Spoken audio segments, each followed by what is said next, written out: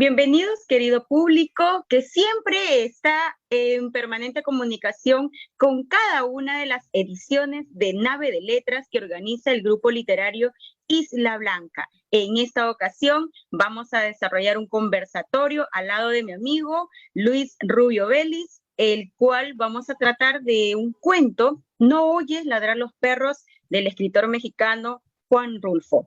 Bienvenido, Luis, ¿cómo estás? Hola Rubí, buenas noches. Gracias por la presentación. Así es, dar la bienvenida a cada uno de los seguidores de la plataforma de Facebook del Grupo Literario Isla Blanca. Esta vez nos reúne Nave de Letras para realizar el conversatorio de No oyes ladrar los perros del escritor mexicano Juan Rulfo. Un impactante cuento que siempre pues, es importante, ¿no? Analizarlo y conversar al respecto. Bueno, esperando pues que este conversatorio sea de mucha utilidad, de mucho agrado para nuestros seguidores. Gracias, Rubí. Bien, bueno, es el honor presentarte, ya todos te conocemos, creo, pero es un poco detallar algunos de tus datos. Luis Rubio Vélez es egresado de la Universidad Nacional del Santa de Educación Secundaria de la especialidad de Lengua y Literatura. Tiene una maestría en investigación y docencia universitaria dada por la Universidad Católica de Trujillo. Es coordinador pedagógico de la institución educativa Santiago Antúnez de Mayolo de Santa. Es autor del libro Relatos Intensos, el cual consta de 13 historias entre cuentos y relatos que están publicados bajo el sello de Ornitorrinco Editores. Pertenece al colectivo del Bicentenario del Perú y es un miembro activo de este grupo literario Isla Blanca. Te doy la bienvenida y también para poder hacer este conversatorio que va a ser un deleite para todos los que nos escuchan. Gracias, Rubí. Bueno, yo también tengo pues el honor, el agrado de poder compartir este conversatorio contigo, ¿no? Una destacada docente de Chimbote, Rubí Echevarría Valderrama, como todos sabemos, es docente de la institución educativa Santa María de Cervelló, muy destacada acá en nuestra ciudad. Ella es egresada de la Universidad Nacional del Santa, donde estudió educación secundaria, en especialidad también de lengua y literatura. Tiene una maestría en docencia e investigación por la misma Universidad Nacional del Santa y pertenece al Grupo Isla Blanca desde el año 2012. Rubí tiene bastante tiempo ya en el Grupo Isla Blanca, es un miembro activo también del Grupo Isla Blanca y actualmente cumple la función de tesorera. Entonces, Rubí pues también conoce mucho el tema de Nave de Letras y de la literatura que se proyecta a través del Grupo Isla Blanca. Actualmente Rubí está realizando un proyecto literario que, bueno, más adelante ya conoceremos. Adelante, Rubí. Estás dando luces los secretos. Muy bien. Bueno, hablando de Juan Rulfo, ¿no? Quien su nombre verdadero o completo, Juan Nepomuceno Carlos Pérez Rulfo Vizcaíno, más conocido, o como todos nosotros lo tenemos en cuenta, Juan Rulfo. Nació en el estado de Jalisco de México en 1917. Sus escritos, El Llano en Llamas, en 1953, que lo realizó, y su novela Pedro Páramo, que fue en 1955, son estas dos grandes obras maestras que los destacaron para que sea reconocido en la narrativa hispanoamericana del siglo XX. Muy joven, desde a los 5 años, nos indica que perdió a su padre y luego unos años más tarde a su madre, así que quedó desde niño pues en la orfandad. Recibió Premio Nacional de Literatura de México en 1970 y en 1983 el Príncipe de Asturias de las Letras. Falleció en la Ciudad de México el 7 de enero de 1983. Por allí, 86, perdón. Por allí que vamos rescatando estos datos que son importantes, el poder introducir a este conversatorio esta parte de sus reconocimientos, de cómo se le consideró y hoy por hoy cuántos estudios, cuántos análisis que se han hecho en función de sus escritos, que bien puede decir, son cortos, pero con una magistral escritura técnica que nosotros podemos dar luces y que todos los amantes de la literatura pues pueden hacer crítica de cada una de las letras que él ha tenido en consideración, ¿ya? Para esto, pues, vamos a entrar con un pequeño resumen. ¿Qué trata? ¿De qué trata este cuento que pertenece al libro El llano en llamas? Pero este cuento que es No oyes ladrar los perros, que desde el título ya nos da una noción. No oyes ladrar los perros, ¿no, Luis? Nos deja como una historia de perros, de algún hecho, algún acontecimiento que tenga que ver con ello, pero sí, tiene un significado bastante relevante en función ya del texto mismo, ¿no? Porque guarda una esperanza. Pero, ¿qué trata? Es una historia bastante corta, ¿no? Muy sencilla y desgarradora a la vez, en donde la de un viejo padre honesto se encuentra con su hijo, que es catalogado como un bandido, un hijo que ha estado en esas andanzas, ha asesinado muchas personas de bien, y el padre ha renegado durante mucho tiempo la situación de ese hijo, ¿no? Y en ese momento del encuentro, él lo acoge porque está herido y lo lleva sobre sus espaldas, lo carga y va en camino, en búsqueda de ese pueblo de Tonaya. Y en ese transitar, el padre le va reclamando constantemente, ¿no? Sobre cómo había hecho su vida. Pero van en esa búsqueda de ese pueblo de Tonaya, a quien se hace mención y que existe, ¿no? Realmente en Jalisco, en la Ciudad de México. Y allí le dice, ¿no? El padre constantemente indica a su hijo, ¿hoy ves luces? ¿Oyes los ladridos de los perros? Tenemos que llegar a Tonay en busca de un médico, porque allí te van a curar. Y esa es en sí la síntesis de este cuento, en el cual nos lleva hoy a hacer este conversatorio. ¿En qué contexto lo podemos ubicar? A ver, Luis, no sé si me puedes comentar, vamos un poco haciendo ya hincapié a este diálogo. Así es, Rubí. Bueno, este cuento, No oyes ladrar los perros, es un cuento que está ubicado, pues, dentro, como tú ya lo habías mencionado, dentro de la obra que se llama El llano en llamas, que fue escrito en 1953. Bueno, No oyes ladrar los perros es el 14º cuento de este libro, y se ubica en un contexto que tiene que ver básicamente con la Revolución Mexicana, que empieza pues en 1910, donde Francisco Madero lidera una oposición a la dictadura del dictador Porfirio Díaz. Bueno, esta revolución fue secundada pues, por caudillos como Villa y Zapata, y procuraban la distribución equitativa de la tierra y la independencia política y económica del país, ¿no? Este es el contexto, básicamente. Luego, ya en las décadas de 1940 y 1950, México vive ya unas épocas de cambio, ¿no? Cuyo rasgo principal ya era el haber dejado atrás la Revolución Cubana. En esta época el país daba señales de desarrollo, su población, la producción crecían, el Distrito Federal en México se convertía en una ciudad moderna, pero en el campo había todavía mucha marginación, ¿no?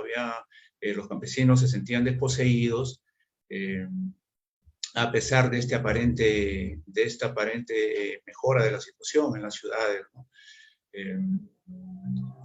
Esto hacía que el campesino pues tuviera una vida totalmente diferente, totalmente postergada con relación a las ciudades, ¿no? Y los caudillos de de la Revolución Mexicana pasan a ser reemplazados pues, por presidentes, y básicamente el partido político que predominaba en esa época era el Partido Revolucionario Institucional, el PRI, ¿no? Considerado uno de los partidos más sólidos de México.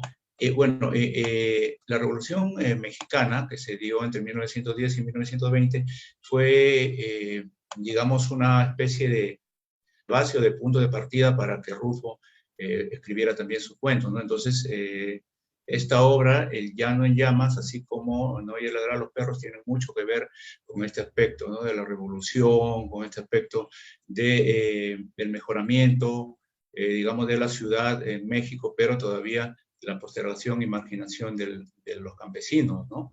Y bueno, aquí nos vamos a dar cuenta, pues, en el cuento, en este cuento, No oye ladrar a los perros, cómo describe, a pesar de la brevedad, Rulfo describe la atmósfera, ¿no? Es un ambiente rural, ¿no? Iluminado por la luna, un ambiente agreste, escarpado, ¿no? Que tiene que ver bastante con el campo, con la zona rural, ¿no? Más o menos este es el contexto en el que podemos ubicar este cuento que se llama No oye ladrar a los perros.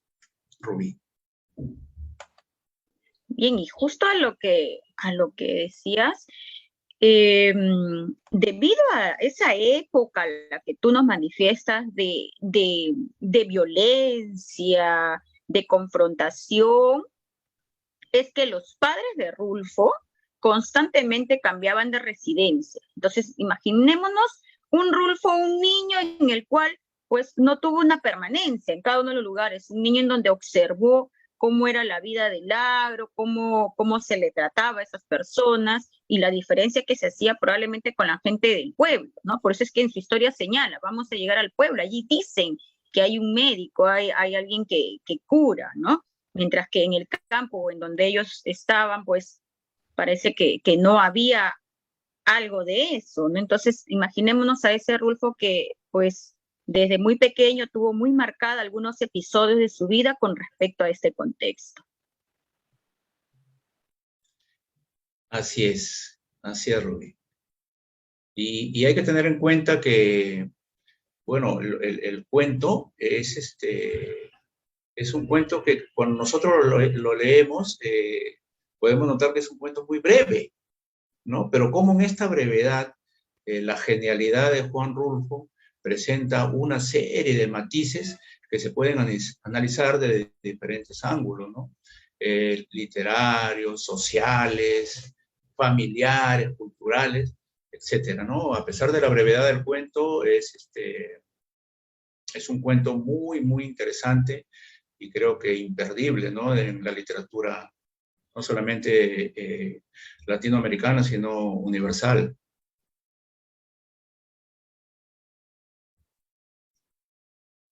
El espacio del llano, no es los caminos donde puedes servir tanto para hacer el bien como para hacer el mal, ¿no? Ahí tenemos el visor del padre que se representa por el bien, por tratar de curar al hijo, de poder llevarlo a un lugar en donde esté mejor, y también, ¿no? Donde se comete, pues, actos ilícitos, dado en esta parte por el hijo, ¿no? Que hasta puede asesinar a su propio padrino, como bien se manifiesta de manera literal en el texto. Así es. Así es, y efectivamente, ¿no? Como tú lo habías dicho ya en el resumen, ¿no? Nos presenta este cuento la posibilidad del padre de ayudar al hijo, ¿no? A pesar del padre mayor, tiene que llevarlo al hijo, pues, en la espalda, ¿no? En una zona muy, muy escarpada, en una zona rural, hasta un pueblo cercano, para que lo curen. El hijo estaba totalmente, bueno, en mal estado, herido, ¿no? Y el padre pues hace un esfuerzo sobrehumano por trasladarlo hasta este siguiente pueblo. Y aquí entramos a determinar la secuencia narrativa, ¿verdad, Rubí? Hay una secuencia narrativa en este cuento. Este cuento plantea tres aspectos dentro de esta secuencia narrativa que es importante conocer y tener en cuenta. El cuento empieza en sí con el encuentro entre el padre y el hijo. esa es la parte en la que nosotros podemos identificar inicialmente el cuento. Luego tenemos el trayecto, que es la realización del viaje. Y ahí también vamos a poder encontrar una serie de aspectos que se van a ir desarrollando en este trayecto o en la realización del viaje. Y finalmente tenemos la llegada al pueblo de Tonaya, que era el objetivo pues, del padre, ¿no? De trasladar a su hijo hasta este lugar. Entonces, esta secuencia narrativa nos brinda una posibilidad muy grande de hacer un análisis paso a paso de estos aspectos que nos plantea el cuento. ¿Verdad, Rubí? Sí, bien claro. Justo en el resumen también algo se había dado de manera muy, muy sucinta, pero son muy claros los puntos que has dado a conocer. Ese encuentro, ¿no? El padre ve a su hijo herido, lo carga, a pesar de ese peso, como bien se hace conocer allí en la historia, ¿no? Ese peso, entonces esa carga. Este punto central del encuentro es el núcleo, ¿no? A partir de allí se edifica toda la historia, ¿no? Entonces, ese es como se dice, ese es el inicio, el principio del relato.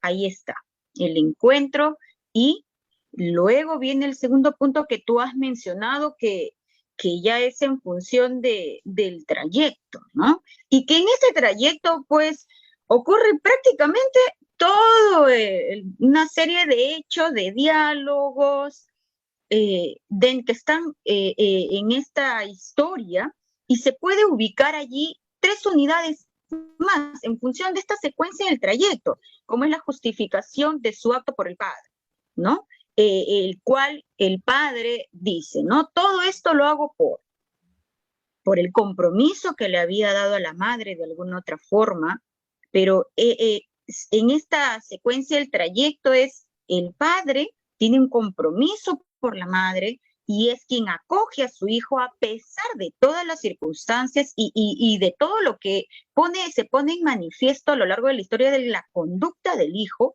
pero él lo hace, ¿no? Lo hace. El otro es la evocación de la niñez. Nos damos cuenta que hay un retroceso, un recuerdo, ¿no? Eso de poder ver cómo era la niñez de Ignacio a través del recuerdo de la madre, ¿no?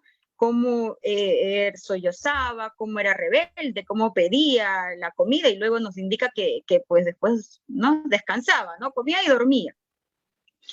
Y otra de las secuencias importantes aquí dentro del trayecto de este punto 2 es en función de la alusión a la unidad familiar y a los deberes del hijo para con los padres, ¿no? La alusión a la unidad familiar. Si nos damos cuenta, hay diálogos entre ellos, se ve a él, se ve al hijo, pero cada vez le reclama, ¿no? Esa conducta, cada vez como para que él se pueda hasta arrepentir probablemente de todo del daño que había causado.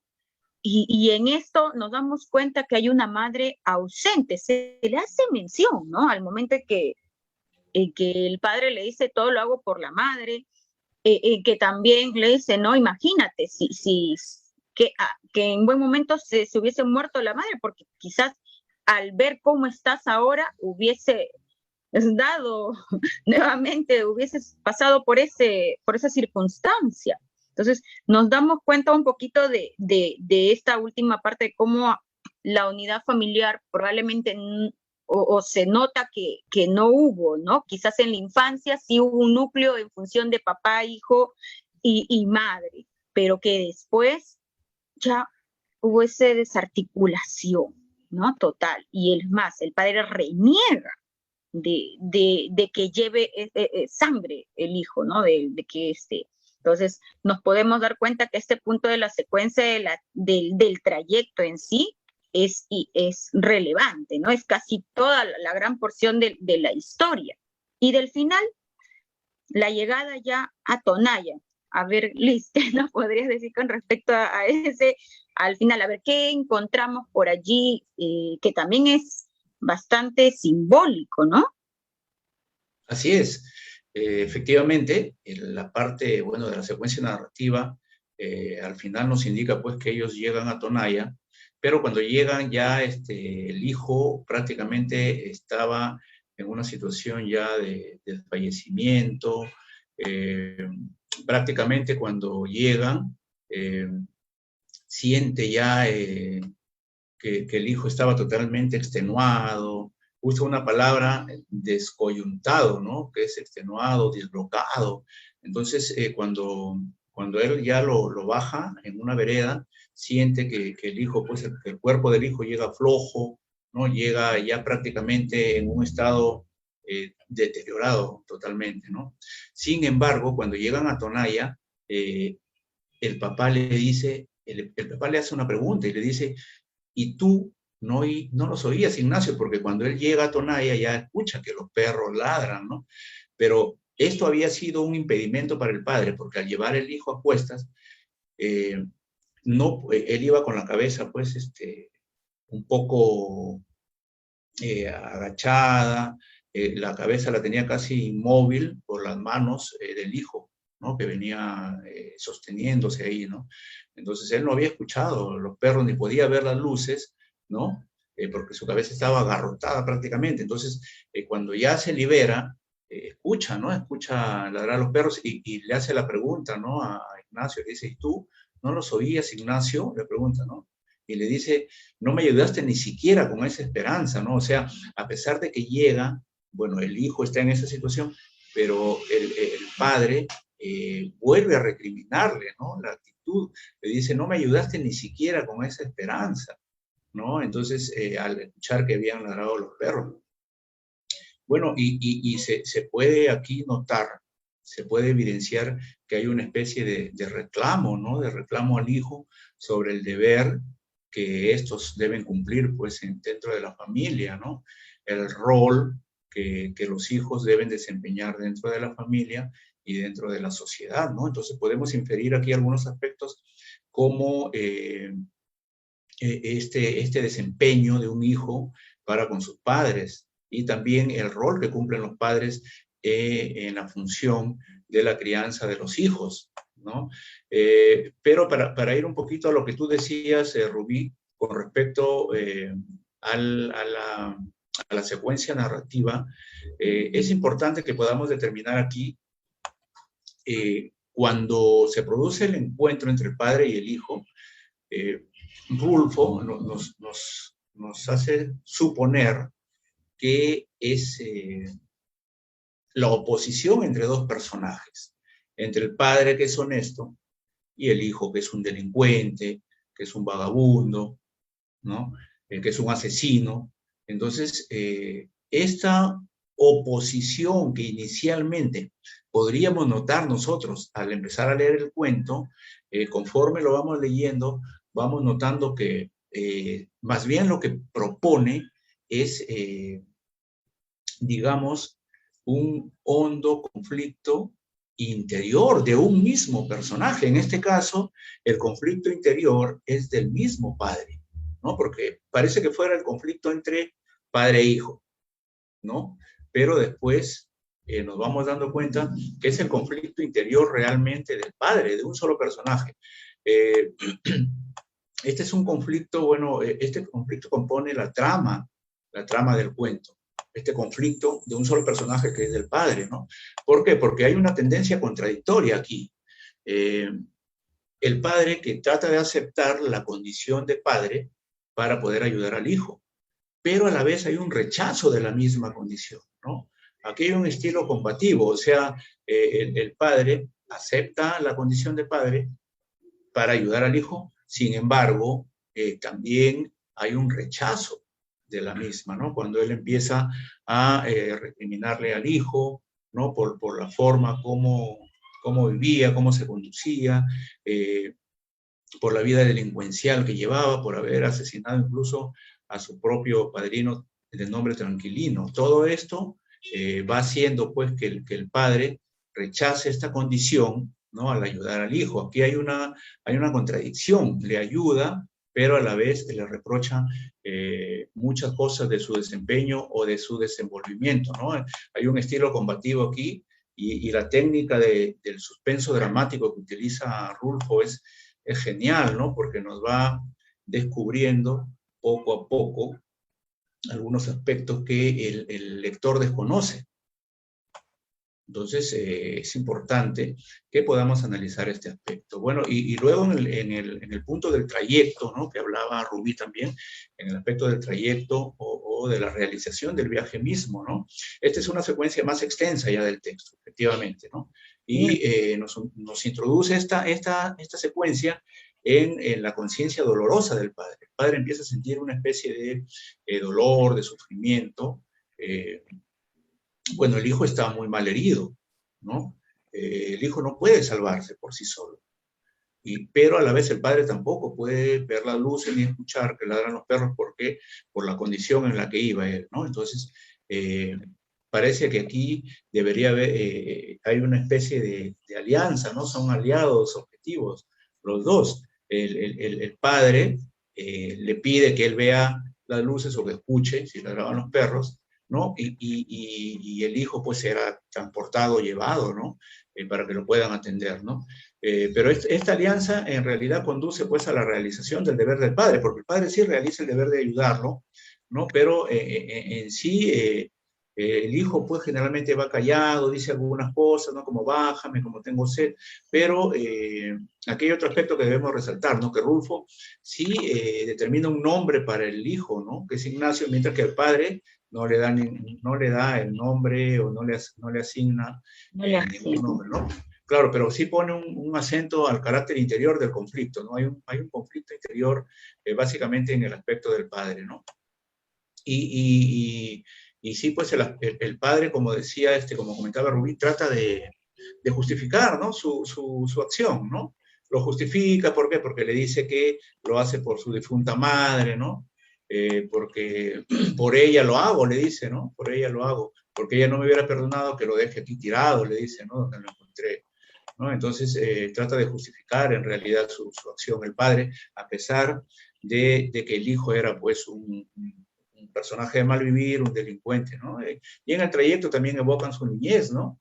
Le dice pues que comía, que tenía mucha hambre, ¿no? Que comía mucho y que volvía a dormirse después de que comía, ¿no? Y la madre le daba agua, le dice, porque ya te habías acabado la leche de ella, ¿no? No tenías llenadero, incluso le dice, ¿no? No tenías llenadero y eras muy rabioso, le dice también el padre, ¿no? O sea, hay una evocación ahí también, ¿no? Y luego, sí, pues, en una parte del trayecto le dice, lloras, Ignacio, porque él sentía una especie de gotas que caían, ¿no? Que caían a su cuerpo del hijo. Dice, bueno, no se puede determinar si son lágrimas o de repente sangre por lo que estaba herido, ¿no? Pero el padre le dice, ¿lloras, Ignacio? Le dice, sí, ¿no? Lo hace llorar a usted el recuerdo de su madre, ¿verdad? Le pregunta eso, ¿no? Entonces, pero usted nunca hizo nada por ella. Nos pagó siempre mal, le dice, ¿no? Parece que en lugar de cariño le hubiéramos dado, le hubiéramos llenado el cuerpo de maldad, le dice el padre. Le dice, ya ve, ahora lo han herido, le dice, ¿no? ¿Qué pasó con sus amigos?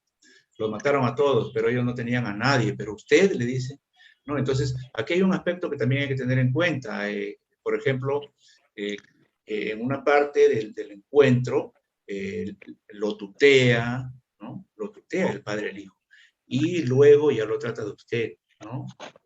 Cuando quiere marcar un poco la distancia con el hijo, lo va tratando de usted y le recrimina también algunas cosas, ¿no? En este sentido. Creo que es importante tener en cuenta este vínculo, ¿no? Que se produce aquí entre padre e hijo y que podríamos extrapolarlo a la realidad, pues, de muchas formas.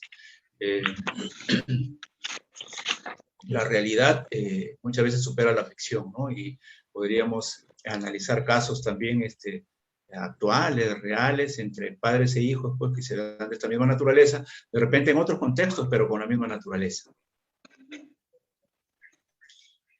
Es relevante cuando me indicas el grado de confianza y el grado de poder alejarlo, ¿no?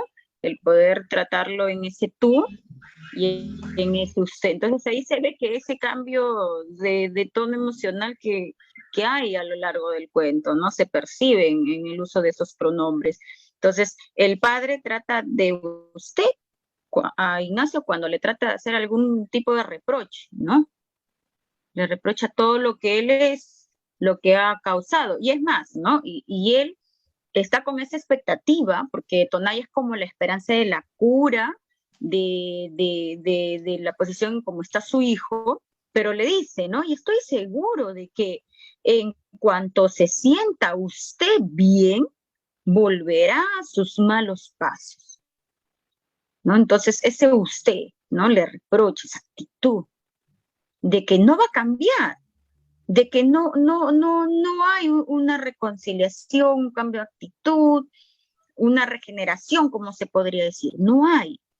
Pero en cambio, el otro lado es el tú, ¿no? Ese tú que acerca emocionalmente al padre con su hijo, en el cual dice, ¿me oíste, Ignacio? Te digo que no te veo bien. Ya hay una relación entre ambos personajes, ¿no?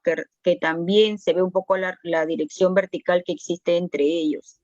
Pero así también vemos que esa relación paterno-filial como que no es muy estable entre ellos, ¿no?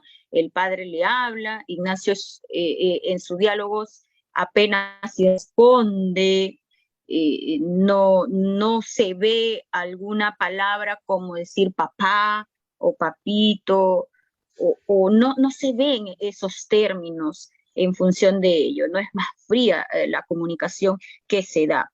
Y allí también se siente, pues, ¿no? La ausencia, el dolor que hay por esa madre, ¿no? Tanto el padre y la del hijo, así como tú dices, ¿no? No se sabe si eran las lágrimas, si era en función de las gotas de sangre causadas por la herida, pero igual, ese reclamo que hay en función de ello también se hace presente en los dos, ¿no? Y ese padre, como tú mismo dices, es en ese yo profundo inconsciente, que es libre de toda obligación, porque ya era un hijo grande, pero también consciente y sometido pues a todos los absolutos morales y sociales, ¿no? Porque involucra, tengo un hijo que pues es un vándalo, tengo un hijo que mata a gente de bien. Entonces, imaginémonos cómo se puede presentar esta estructura de la unidad familiar y del uso de estos pronombres, ¿no? Que muy bien relacionan a lo largo de la historia. Tiene una ida y una bajada, ¿no? En función de esos altibajos también que es la relación que proyecta padre e hijo. Así es, Rubí. Y creo que también habría que tener en cuenta en este cuento el aspecto del tiempo, ¿no? Cómo plantea Rulfo el tiempo en este cuento. Bueno, en realidad tenemos un tiempo natural, ¿no? Que podemos determinar en el cuento, y también tenemos el tiempo del relato, ¿no? Porque, como ya hemos visto, el cuento empieza en el encuentro entre el padre y el hijo, ¿no? Desde ahí parte la narración de No oye ladrar a los perros. Sin embargo, si nosotros vemos el tiempo natural, tendríamos que ver la infancia, ¿no? Del hijo y su vida después como adulto. Ese sería el tiempo natural y la línea de tiempo, ¿no? Lógica, que es la infancia, luego pues la vida ya como adulto y posteriormente este suceso que ocurre, ¿no? Cuando el padre lo traslada en su espalda, haciendo un esfuerzo inmenso, ¿no? Por una zona rural muy agreste para llevarlo a Tonaya con la esperanza de que algún médico lo cure al hijo, ¿no? A pesar de la forma de vida que llevaba. Entonces, este tiempo natural tendría que ver con la infancia del niño y luego con su vida como hombre. Pero si hacemos el análisis del tiempo ya en el relato, como el tiempo, como el El relato empieza con el encuentro. Entonces, durante el trayecto, el padre va haciendo una especie de recuerdo de la vida del hijo. Entonces, empieza con la vida del hijo, ya como adulto, con esas características propias de un delincuente, de un asesino, ¿no? De un criminal, y luego evoca a la madre y la infancia de este niño, ¿no? Entonces, el tiempo en el relato es un tiempo distinto al tiempo natural. En el relato se da primero cómo hace un recuento de la vida del hijo, de la vida delincuencial, y luego evoca a la madre y a la infancia de este hombre, pues que se llamaba Ignacio y que estaba siendo trasladado a otro pueblo para ser curado de algunas heridas que supuestamente habían sido provocadas pues, como consecuencia de su vida de vándalo, ¿no? Es importante que tengamos en cuenta este aspecto, claro, cómo maneja el tiempo Rulfo. ¿no? Del principio del relato, que es el encuentro, y el final, que es pues la llegada a Tonaya, ¿no? Y así es como nos hace trabajar también en cada uno de su escrito, pero también es importante resaltar la simbología que existe en el texto, ¿no? Desde lo que es la carga sobre las espaldas. Eso. Imagínate, ¿no? Un hombre que ya es viejo por la edad, que ya es un joven, entonces llevar a alguien, ¿no? Pesado sobre las espaldas y desde que lo apoyaron, desde que alguien le ayudó, nos indica, no lo soltó hasta que llegó, pues hasta que fue viendo las tejadas del pueblo de Tonaya y pudo y dejarlo ya, ¿no? Entonces ahí vemos la carga sobre las espaldas, una simbología importante que demuestra lo que se tiene que soportar. En este caso, los padres por causa de los hijos, ¿no? ¿Qué es lo que tienen que hacer? Y que muchas veces la carga es muy pesada. Y probablemente para los que no, quizás no somos padres, como en mi caso, igual cada uno tiene una mochila que lleva, ¿no? De por sí. Pero ya relacionándola a la historia, pues, cómo se hace esta carga cada vez más dura, más pesada, más tensa, a lo largo hasta pues llegar a ese pueblo, a ese lugar en donde estaban destinados, ¿no? El otro punto es el camino lleno de piedras y que por ahí dentro de lo que hablábamos también se reflejaba un poquito, ¿no? Cuando él menciona que se tropezaba, ¿no? Caminaba, se tambaleaba, y imagínate con el peso. Entonces eso nos demuestra un poquito las dificultades que hay a lo largo de la vida y que pues tenemos que asumirlo, tenemos que enfrentarlo y que tenemos que ir recorriendo en función de ellas, ¿no? Para salir de esa trocha, se podría decir. Hay también el ladrido de los perros, ¿no? Que es parte de lo que es en función del título de la historia y que se escucha cuando le dice, ¿no? Oye, ves las luces, oye el ladrido de los perros, pero ¿qué involucra esto? Una esperanza, ¿no? Y a la vez el rechazo, ¿no? Y que yo llego, es la esperanza de que llego y te vas a curar, como hijo te van a curar, vas a estar bien, pero a la vez también sé que vas a seguir en lo mismo, ¿no? Quizás peor, pero se ve un poquito de ello, ¿no?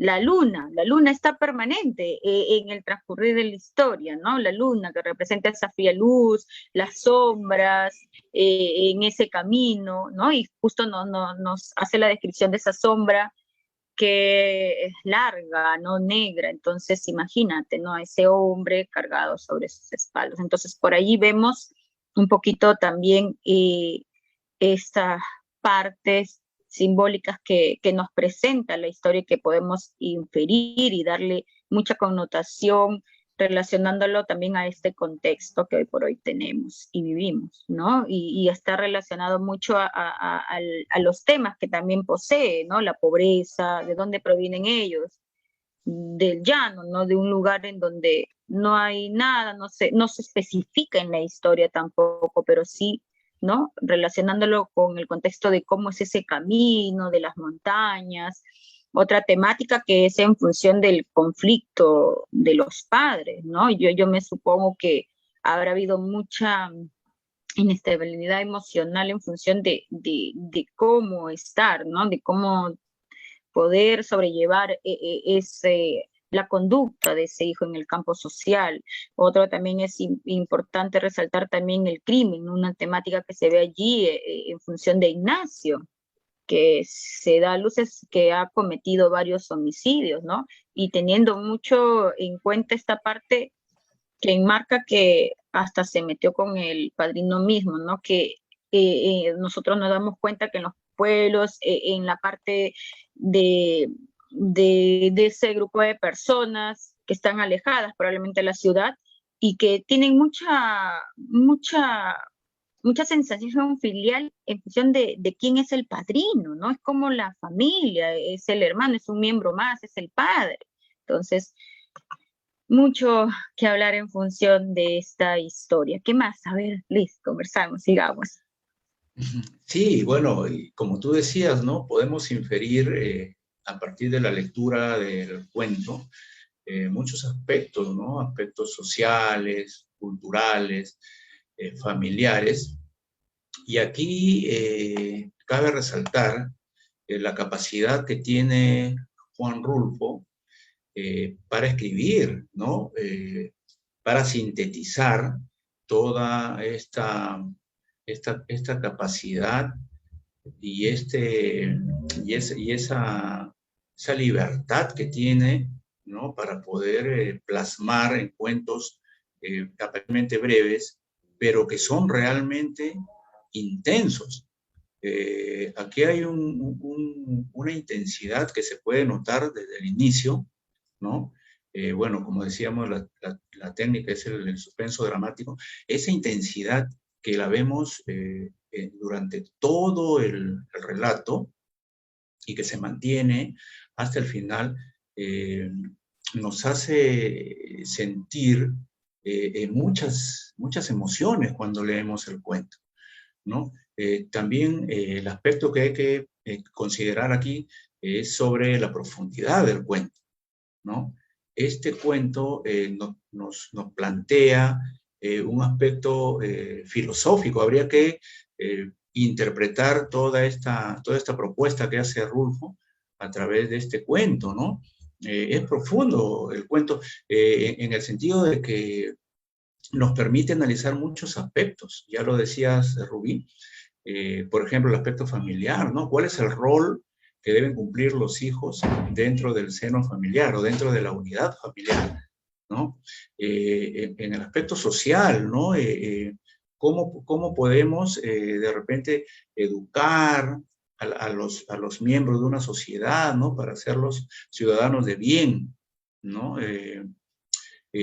Por ejemplo, podríamos ver aquí el aspecto psicológico también, ¿no? La actitud del padre con respecto al hijo, ¿no? Y del hijo con respecto a la familia, ¿no? Entonces, decía temprano que si hacemos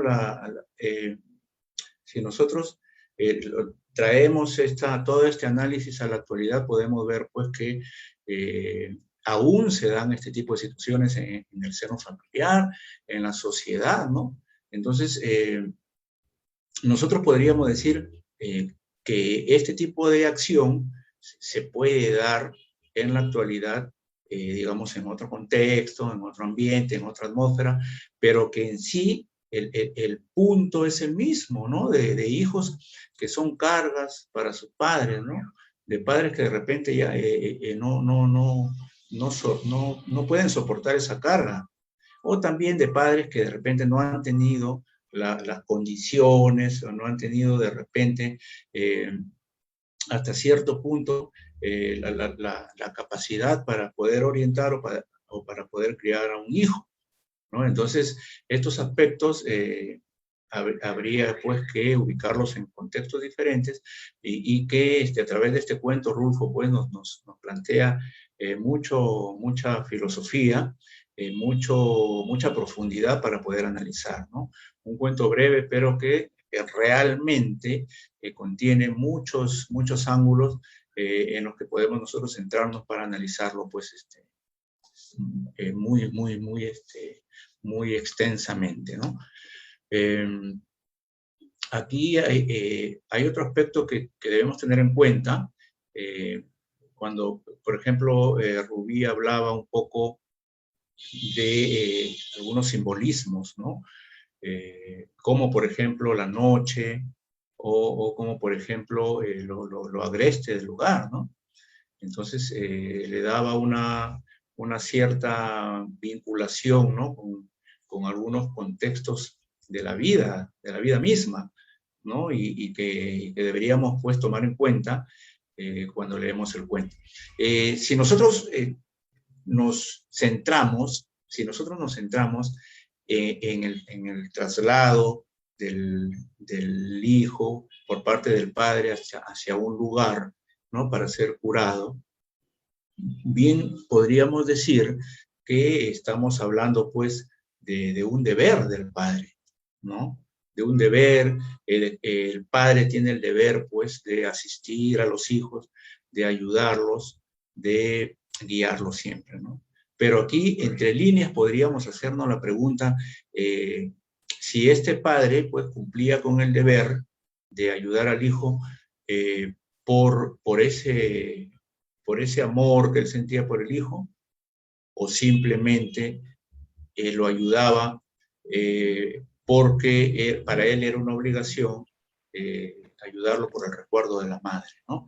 Entonces aquí podemos inferir también de que el padre cumple una función, a pesar de lo que él dice, a pesar de lo que manifiesta, como que lo hace por el recuerdo de su madre, pero de todas maneras él cumple un rol de padre, cumple ese rol al ayudar al hijo. Entonces aquí hay digamos, un cumplimiento del deber por parte del padre, ¿no? Entonces creo que eso también es importante que podamos tener en cuenta, ¿no? Pero allí es permanente, ¿no? Como me dices en ese interrogante también, si lo hace esto para provocar, pues, el arrepentimiento del hijo en sí, ¿no? Si lo hace para que él tome una actitud positiva frente a lo que está haciendo el padre, dar todo ese recorrido y prácticamente haciendo esa sensación de que a pesar de todo lo que has podido causar, estoy llevándote, ¿no? A que te puedas recuperar. Entonces ahí vemos también cómo puede ese sacrificio ser algo meritorio, ¿no? Y apele a una recompensa de parte del hijo, ¿no? Entonces, por allí se puede hacer una determinación en función de salvarle la vida, sabiendo que el hijo está en una extrema debilidad física, ¿no? Y también en función de poder llegar a él, ¿no? Llegar y tener esa expectativa de pues ya, ¿no? Tranquilízate, pero en la historia hasta el final se da cuenta uno que hasta el último, ¿no? Las últimas líneas del texto dice, ¿no? No me ayudaste ni siquiera con esta esperanza, cuando dice que llegó el padre y sí él logró oír los ladridos de los perros, ¿no? Y cuando deja al hijo, pues el padre le dice, ni siquiera con esto me ayudaste, Ignacio, ¿no? Los ladridos del perro o los ladridos de los perros eran una esperanza de que había un pueblo cerca, ¿no? Y eso significaba, pues, de alguna manera, el impulso, ¿no? Para el padre, si escuchaba estos ladridos, ¿no? Para poder continuar, para poder seguir teniendo esa fuerza de trasladarlo, ¿no? Pero ni siquiera Ignacio lo pudo escuchar, entonces, y él le recrimina al final, ¿no? Ni siquiera con esa esperanza me ayudaste, ¿no? Entonces, parece como que aquí, pues, se presenta esa decepción del padre por el hijo, ¿no? Y bueno, es un cuento que lo recomendamos, que totalmente recomendado, pues Ruth fue un escritor reconocido a nivel mundial, y este cuento, pues, si lo leemos, pues siempre nos va a causar ese impacto y esa impresión y ganas de seguir leyendo, ¿no? Entonces, la recomendación para cada uno de ustedes, que lean este cuento No oyes ladrar a los perros, es muy bueno, muy interesante, y se puede analizar de muchos aspectos, ¿no? Partiendo del aspecto literario, ¿verdad? Muy bien. Sí, muy recomendada la obra para estudiantes, los que están cursando también estudios de la especialidad, así como tú y yo lo hemos hecho en la Universidad Nacional del Santa.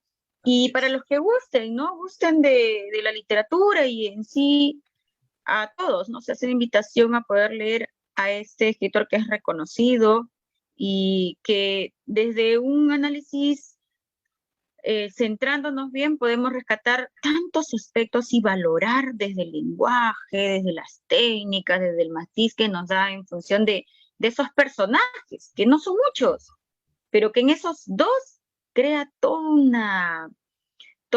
una cumbre de emociones, de sentimientos, de postura que se puede dar.